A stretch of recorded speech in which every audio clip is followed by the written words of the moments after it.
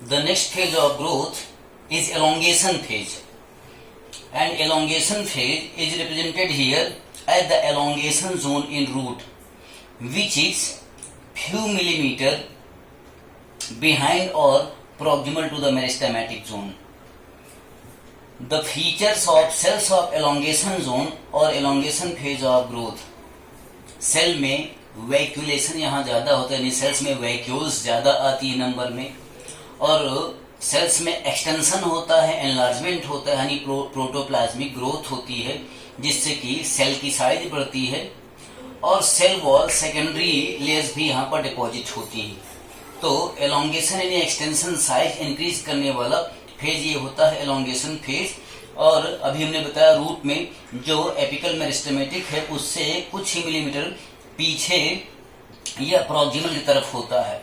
Then the last zone is maturation zone and last phase of the growth is maturation phase. अब पिछले phase में क्या elongation चल रहा था, तो एलोंगेशन आकर के एंड करेगा मैच्योरेशन फेज में. थोड़ा बहुत जो कमी रहेगी एलोंगेशन में मैच्योरेशन फेज में आकर के पूरी हो जाएगी. तो इसलिए सबसे ज्यादा लंबाई जो है ना यहाँ पर मैच्योरेशन फेज में मिलेगी सेल्स की, maximum sale, because of the completion of the last steps या last points of the elongation. Plus maturation phase में क्या होता है, सेल का डिफरेंशिएटिव चेंजेस होता है, जैसे प्रोटोप्लाज्म में कोई मॉडिफिकेशन हुआ या सेल वॉल की थिकनिंग हुई, इस तरह के चेंजेस जो है हो जाती है, सेल मैच्योर हो जाती है, डिफरेंशिएट हो जाती है, तो फिर उसमें डिवीजन की एबिलिटी लॉस्ट हो जाती है. ये मैच्योरेशन फेज की सेल्स का फीचर होता है, और इसको यहाँ पर रूट में मैच्योरेशन जोन में ये दिखाया जाता है. अब एक यहाँ पर सिंबॉलिक डायग्राम रिप्रेजेंट करते हैं. This is the symbolic diagram of A plant representing the shoot system and root system. You know, shoot system like the stem. In most of the plants, it is positive phototropic or negative geotropic. And in most of the plants, the root system is positive geotropic or negative phototropic. इन बातों का मतलब आपको समझना चाहिए कि इसका क्या मतलब है, वो प्लांट मॉर्फोलॉजी में ही समझा दिया जाता है. तो अब देखें, ये शूट सिस्टम है, स्टेम, यहाँ पर ऊपर क्या है, शूट एपिकल मेरिस्टम, शूट के एपेक्स पे मेरिस्टम है, और जो भी एरो इस डायग्राम में दिखाई पड़ रहे हैं ये डायरेक्शन ऑफ ग्रोथ को इंडिकेट करते हैं. तो शूट एपिकल मेरिस्टम की सेल्स डिवीजन हुआ और नई सेल्स बनी, उससे लंबाई बढ़ेगी. ऐसे ही रूट के एपेक्स पे क्या है, रूट एपिकल मेरिस्टम है, और रूट एपिकल मेरिस्टम की सेल से जो डॉटर सेल्स बनेंगी उसमें रूट की लेंथ में इंक्रीज होगा. इस तरह से apical meristem, shoot apical meristem या रूट एपिकल मेरिस्टम, और बीच बीच में एंटर कैलरी मेरिस्टम्स होते हैं. These are said to be primary meristms, और इनकी एक्टिविटी से जो ग्रोथ होती है उसको क्या बोलते हैं, प्राइमरी ग्रोथ इन प्लांट बोलते हैं. और उससे क्या होता है, लेंथ इंक्रीज होती है प्लांट्स की, increase in length of stem and root because of the activity of shoot apical meristem, root apical meristem, intercalary meristem. इसको क्या बोलते हैं, प्राइमरी ग्रोथ बोलते हैं. अब देखिए रेड लाइन से जो इंडिकेट कर रहे हैं ये क्या है, ये है वैस्कुलर कैम्बियम. आप जानो कि कैम्बियम भी क्या है, एक मेरिस्टम है, लेकिन ये सेकेंडरी या लेटरल मेरिस्टम कहा जाता है.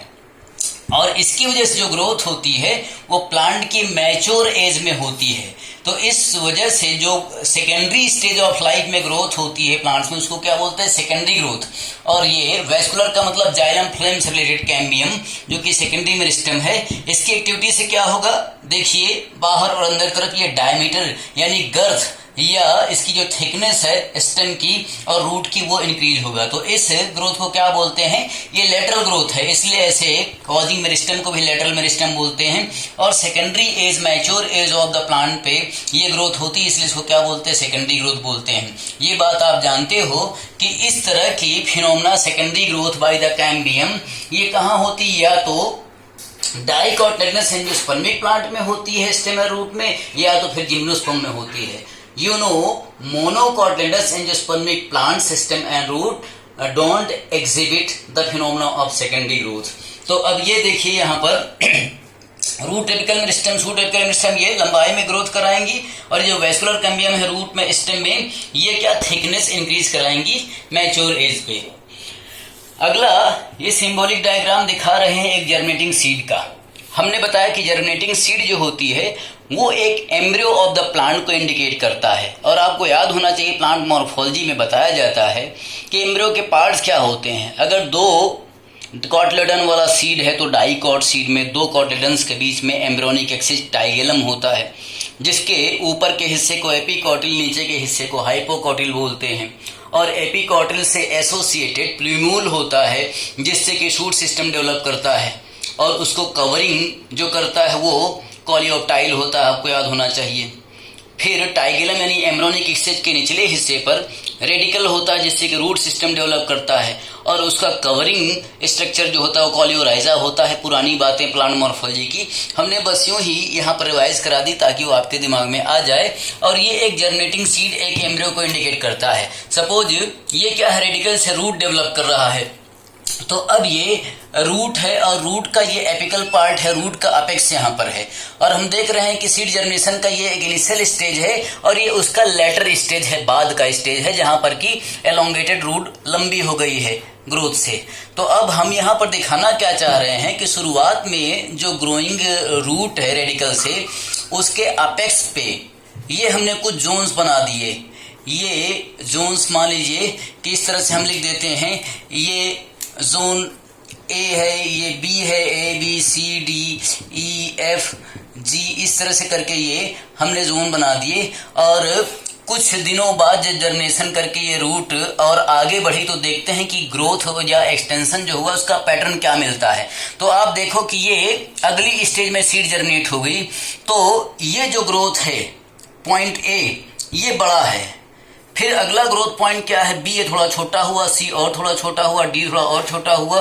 तो हम एक पैटर्न क्या पा रहे हैं कि जैसे जैसे रूट एपिकल मेरिस्टम से दूर जा रहे हैं, दूर का मतलब कि प्रोक्सिमल की तरफ जा रहे हैं, वैसे वैसे क्या कि ग्रोथ जो है ना वो कम होती जा रही है। तो जोन्स ऑफ एलोंगेशन, ग्रोथ को हम क्या बोल रहे हैं, एलोंगेशन टाइप ऑफ ग्रोथ की जो जोन्स हैं, zones of elongations are more larger near to root apical meristem than, जो कि उससे दूर पड़ते हैं। तो मैक्सिमम एलोंगेशन का जोन कहाँ मिलेगा, जो रूट अपेक्स के नियरेस्ट होगा। इसको बोलते हैं parallel line technique of determination of zone of elongation, क्योंकि ये previous stage of the germinating seed के कुछ जोन्स को पैरेलल लाइन खींच करके लेटर स्टेज ऑफ रूट्स के जर्मिनेशन के साथ इंडिकेट कर देते हैं कि ये किस तरह से ग्रोथ का या एलोंगेशन का पैटर्न मिल रहा है। फिर आप नोट करके लिखो कॉपी में, नोट्स में, कि there are two type of growth pattern models.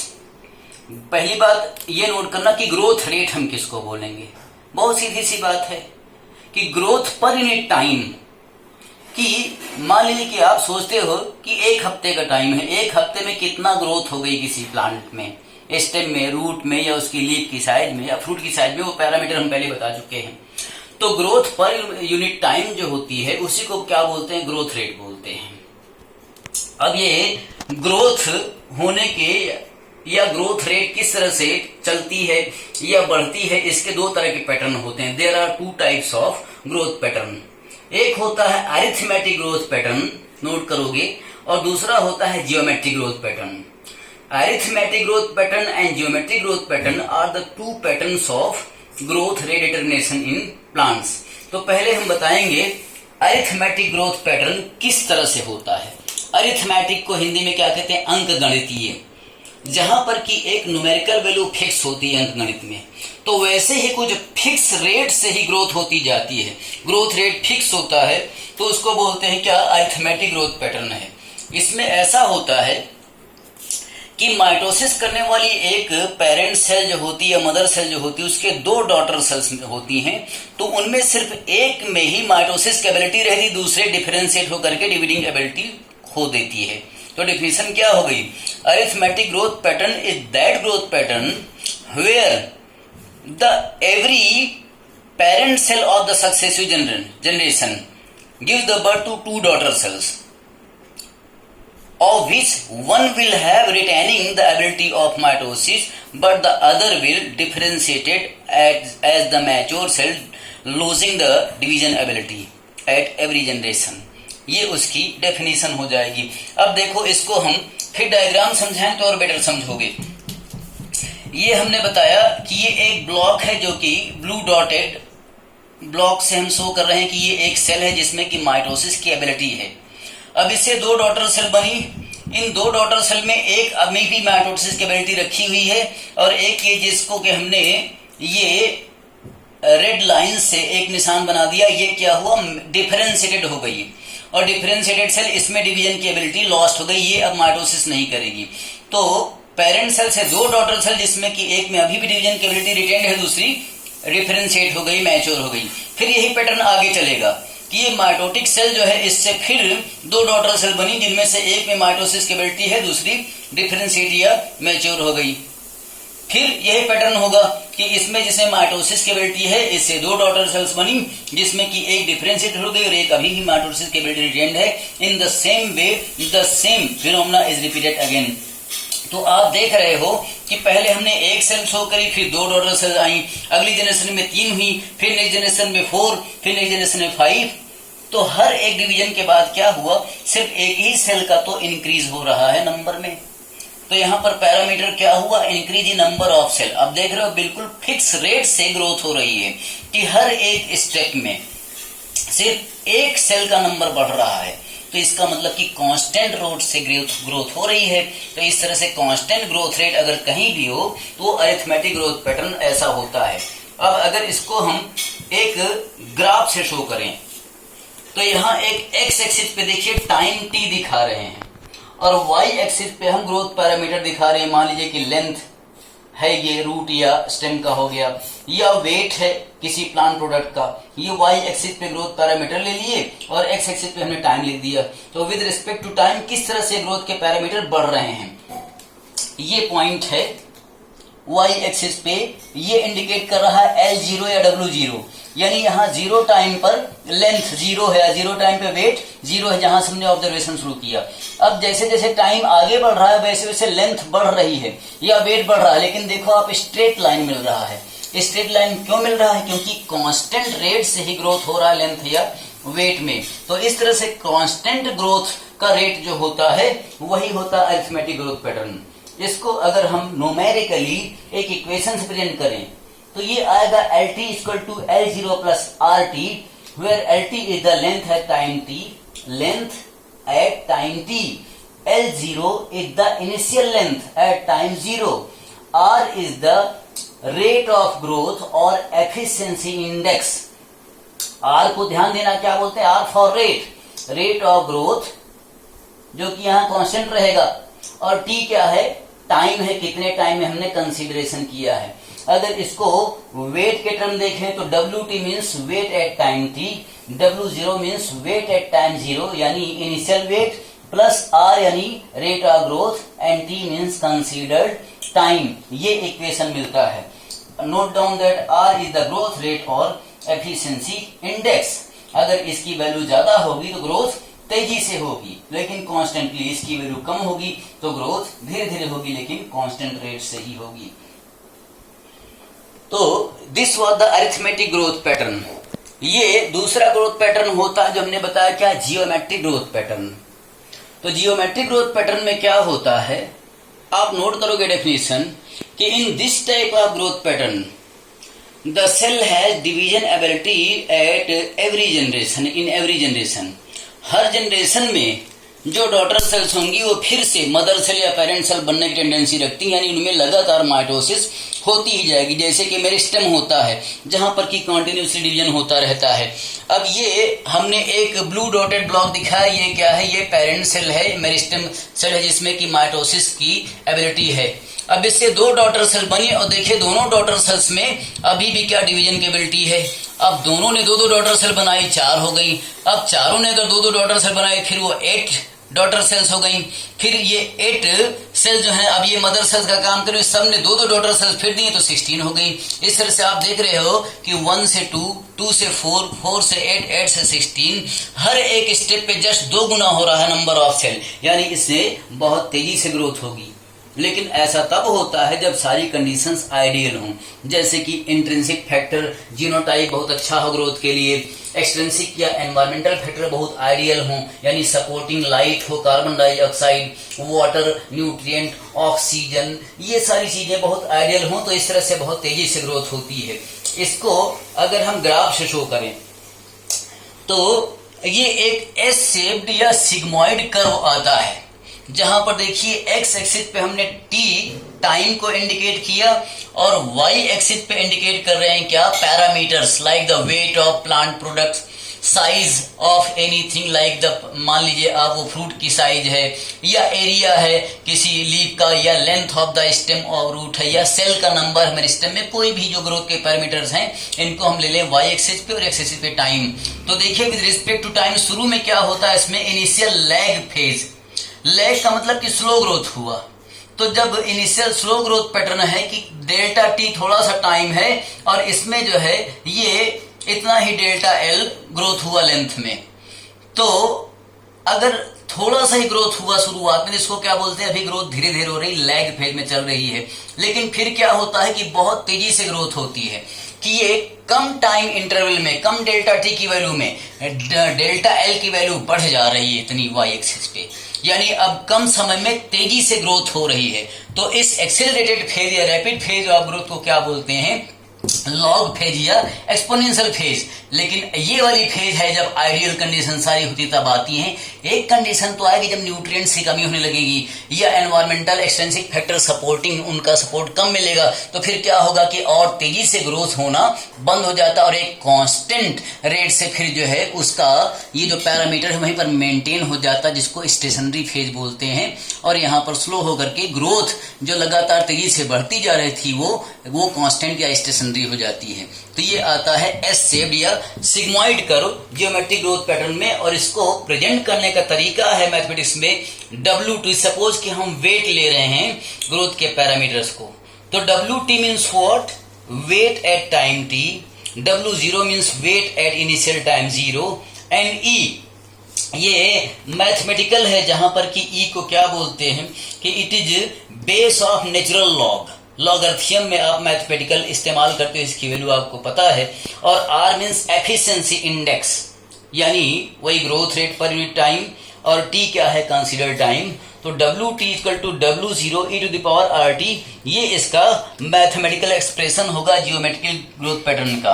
अगर इसी को लेंथ के विद रिस्पेक्ट में लिखें, टर्म लिखें, तो LT is equal to L0 e to the power RT, ये आ जाएगा। फिर अब देखिए कि सीड क्या है, एम्ब्रियो है, जर्मिनेटिंग सीड, और उसमें एम्ब्रियोनिक डेवलपमेंट हो रहा है, नया रूट सिस्टम, नया शूट सिस्टम अगर डेवलप कर रहा है। तो अगर दिमाग में ख्याल आए कि भाई which type of growth pattern is participating in embryonic development, तो याद रखिए कि एम्ब्रियोनिक डेवलपमेंट में दोनों तरह ग्रोथ पैटर्न इन्वॉल्व होते हैं। Both the geometric and arithmetic type of growth patterns are involved in embryonic development. ये इतनी बातें ध्यान रखेंगे आप। ये ग्राफ जो है एक बार फिर से ध्यान से देखिए, ये ज्योमेट्रिक ग्रोथ पैटर्न का, फिर ये डायग्राम देखिएगा ध्यान से ज्योमेट्रिक ग्रोथ पैटर्न का, फिर ये अरिथमेटिक ग्रोथ पैटर्न का डायग्राम, और ये इसको बार बार देखते रहिए। तो ये डायग्राम जो है इनको हम फिर से दिखा रहे हैं, अरिथमेटिक ग्रोथ पैटर्न का और जियोमेट्रिक ग्रोथ पैटर्न का, जिससे कि आपको ग्रोथ पैटर्न और उसका जो पूरा ग्राफ है ये आप अच्छी तरह से फिर समझ सको।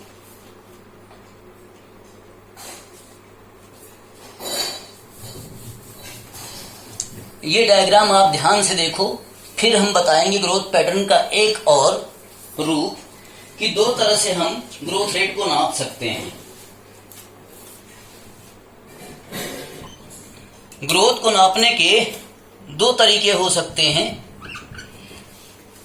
एक है रिलेटिव ग्रोथ और एक होती है एब्सोल्यूट ग्रोथ। अभी हमने क्या कहा, देयर आर टू मेथड्स और टू मोड्स टू मेजर और असेसमेंट ऑफ द ग्रोथ। एक तो होता है क्या, रिलेटिव ग्रोथ नापना, और दूसरा होता है क्या, एब्सोल्यूट ग्रोथ।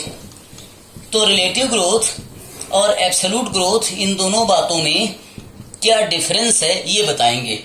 रिलेटिव ग्रोथ और एब्सोल्यूट ग्रोथ, इनकी हेडिंग आप लिखो और डेफिनेशन फिर लिखोगे। रिलेटिव ग्रोथ जो होती है ये growth per unit initial parameter होती है। इसकी डिफिनेशन क्या है? It is the growth per unit initial parameters. हमने जो यहाँ पर लिखा हुआ है इसको फिर से रिपीट कर रहे हैं कि relative growth means the growth per unit initial parameters. अब ये इनिशियल पैरामीटर क्या हो सकता है? जैसे लेंथ हो सकता है, वेट हो सकता है, साइज हो सकता है, etcetera.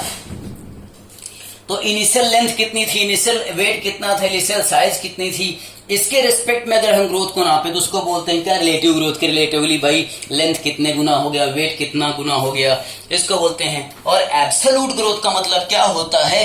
It is the growth per unit time, कि एक कंसीडर टाइम में कितना ग्रोथ हो गया। अगर ग्रोथ पर यूनिट टाइम अगर नापा जाए तो उसको बोलते हैं एब्सोल्यूट ग्रोथ। फिर से ध्यान रखिए कि relative growth is the growth per unit initial parameters of length, weight, size etcetera, and the absolute growth is the growth rate per unit time. इसको समझने का एक तरीका है, मान लीजिए कि दो लीफ, एक है लीफ 1 और एक है लीफ 2। कोई दो पत्तियां हैं, लीव्स हैं, और हम देखते हैं कि लीफ 1 का इनिशियल जो सरफेस एरिया था ये था मान लीजिए 10 सेंटीमीटर स्क्वायर, और एक कंसीडर्ड टाइम मान लीजिए कि इस लीफ का, लीफ 1 का एक हफ्ते बाद जो एरिया होता है वो बड़ा होकर के 20 सेंटीमीटर स्क्वायर हो गया, और हम टाइम मान लीजिए क्या? 1 वीक। अब दूसरी लीफ जो है ना, लीफ 2, ये इसका इनिशियल एरिया 60 सेंटीमीटर स्क्वायर था आप मान लो, और सेम टाइम में 1 वीक में 60 से हो गया क्या? 70 सेंटीमीटर स्क्वायर। फिर से हम एक बात बता दें, यहाँ पर एजम्पशन किया है कि लीफ 1 और लीफ 2 ये दो लीफ्स हैं। लीफ 1 का इनिशियल एरिया 10 सेंटीमीटर स्क्वायर था, और एक हफ्ते बाद वो 20 सेंटीमीटर स्क्वायर की हो जाती है। लीफ 2 60 सेंटीमीटर स्क्वायर का है एरिया जब हमने कंसीडर करना, नापना शुरू किया, और एक हफ्ते बाद वो 70 सेंटीमीटर स्क्वायर की हो जाती है। ध्यान रखिए कि दोनों लीफ में हमने जो टाइम एक्सपेंडिचर है सेम लिया है, एक हफ्ते का। अब आप देखो कि इन दोनों ग्रोथ के केसेज में रिलेटिव ग्रोथ और एब्सोल्यूट ग्रोथ को हम कैसे एसेस करेंगे। रिलेटिव ग्रोथ में क्या लिखा है? पर यूनिट इनिशियल पैरामीटर, और एब्सोल्यूट में क्या लिखा है? पर यूनिट टाइम। अब आप अगर देखो कि पर यूनिट टाइम यानी एक हफ्ते में दोनों में इंक्रीज कितना हुआ? 10 सेंटीमीटर स्क्वायर का, क्योंकि जो 10 था लीफ 1 वो 10 बढ़ करके 20 हो गया, 10 सेंटीमीटर स्क्वायर का इंक्रीज हुआ। और इसमें देखो आप लीफ 2 60 से कितना हो गया? 70 हो गया, यहाँ पे 10 का इंक्रीज हुआ। यानी पर यूनिट टाइम अगर देखा जाए तो सेम टाइम में दोनों में जो ग्रोथ हुई है वो सेम ही हुई है 10 सेंटीमीटर स्क्वायर की। इसका मतलब कि एब्सोल्यूट ग्रोथ जो होती है वहां इन दोनों केस में आप देखो कि एब्सोल्यूट ग्रोथ सेम है, क्योंकि absolute growth per unit time है। तो एक हफ्ते के अंदर दोनों में एब्सोल्युटली 10 सेंटीमीटर स्क्वायर की ग्रोथ हुई है। That's why absolute growth is same in leaf 1 and leaf 2। But what about the relative growth? Relatively growth किसमें ज्यादा हुई है? अब आप खुद सोच सकते हो, वो जो एक हफ्ते में ही 10 सेंटीमीटर से 20 हो गया, और जो एक हफ्ते में 60 से सिर्फ 70 हुआ, तो रिलेटिवली ग्रोथ किसमें दिखाई पड़ रही भाई? जो 10 से 20 हुई नहीं, जस्ट 2 गुना साइज हो गई एक हफ्ते में। और इसमें क्या हुआ? 60 से 70 कितना परसेंट? बहुत कम परसेंट आएगा। यहाँ को आप देखो कि जस्ट 2 गुना हो रहा है। तो relative growth is much more in leaf 1 than in leaf 2, but absolute growth is same in both of the cases. इस तरह से आप रिलेटिव और एब्सोल्यूट ग्रोथ को कंपेयर कर सकते हो, कंसीडर कर सकते हो। तो ये हर बातें वही हैं जो 10+2 के सिलेबस में आपको बताने के लिए CBSE central board of secondary education और एनसीईआरटी ने रिकमेंड किया है। वैसे किसी भी चैप्टर में पढ़ाने के लिए तो सब्जेक्ट कोई भी अथाह सागर होता है, लेकिन ध्यान रखना होता है टीचर स्टूडेंट को, हमें पढ़ना और पढ़ाना वही है जो हमारे पर्पज के लिए काम आए।